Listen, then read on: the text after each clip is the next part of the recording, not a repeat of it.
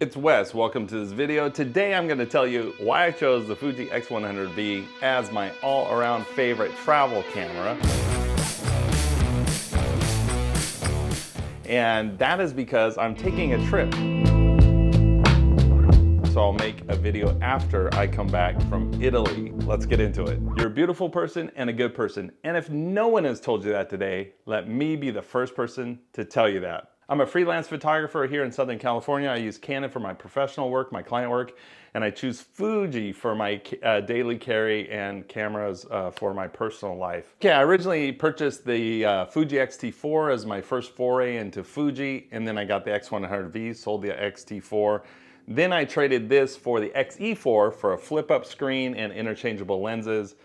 And then I sold that and upgraded to the Fuji X-T4. I know you're thinking this guy is crazy, what's wrong with him? But the truth is I know a lot more about Fuji than if I just stuck with my original purchase. So I'm back with the Fuji X100V and it's my go-to travel camera. I'm gonna tell you why. There's 3 top reasons and then a bunch of other reasons why this camera makes the cut for me to take on a trip of a lifetime to Italy with my wife. All right, the number one thing is the compact size. It's obviously palmable. You can slip it into your jeans pocket. It's easily put in a jacket pocket. The lens is low profile, and that's one of the differences with the Fuji XE4 is I didn't really like, and this is probably controversial, I didn't like the 27mm lens that came with it. The kit lens, it is low profile, but I just didn't like it. This lens to me is excellent. The other one I thought was average. And so you have a slim profile to put easily into bags and pockets. Compact size, also the weight is part of that equation. Now the second thing that really makes this camera top for me is image quality. I've taken pictures with the X-T4, the XE4, the X100V. They all have the same sensor, and that's the Trans 4 sensor. I've blown up, I don't know if you can see over here, I've even blown up a 24 by 36 poster from a picture I took with the XE4, and it looks dynamite. So I know my pictures from Italy are gonna be print worthy. Now the third major reason why the X100V is my travel camera, and this may seem ironic, is the fixed lens. That's right, I chose this to take with me because it has no option to change the lens. Now let me explain. One of the reasons for that being a top reason is then I don't have to take any other lenses. Obviously less gear, less weight.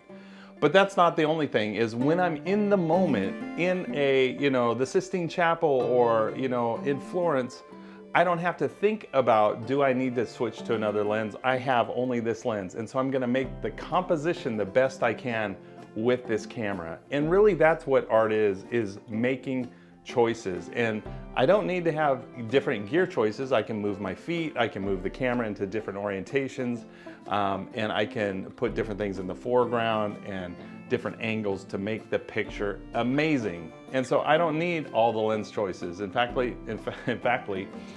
hampers my enjoyment of the moment. Those are my 3 top reasons why the Fuji X100V is the travel camera of choice for me. Fixed lens, image quality, and compact size.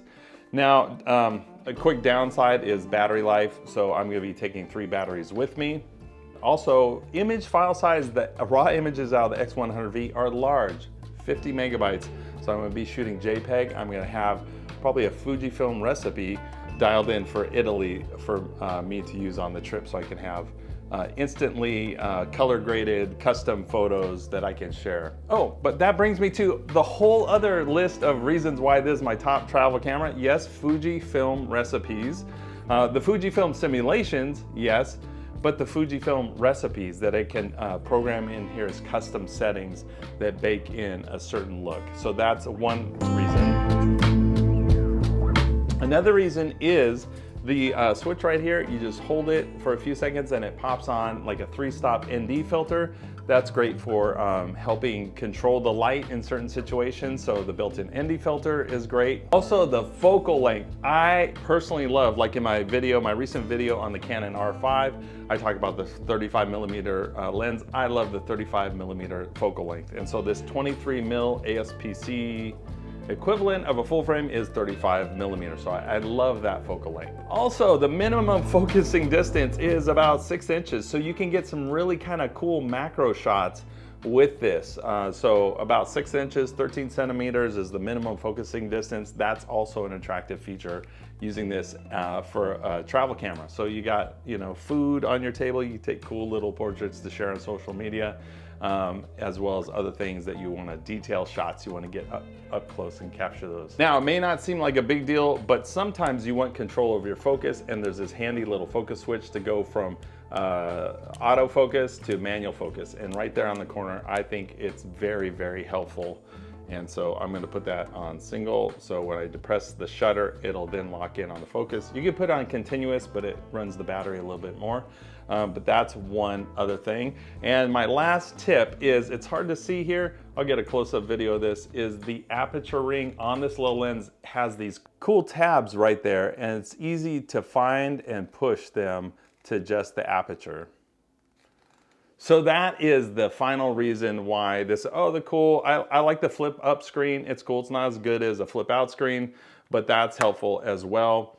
It also has a flash. So you could use that if the situation is a little bit dark, you want to get a flash involved. So those are my top reasons why the Fuji X100V is my travel camera of choice. So if you found this video helpful, please subscribe, give a like, leave me a comment, let me know what you're shooting, and I'll see you in the next video. Bye.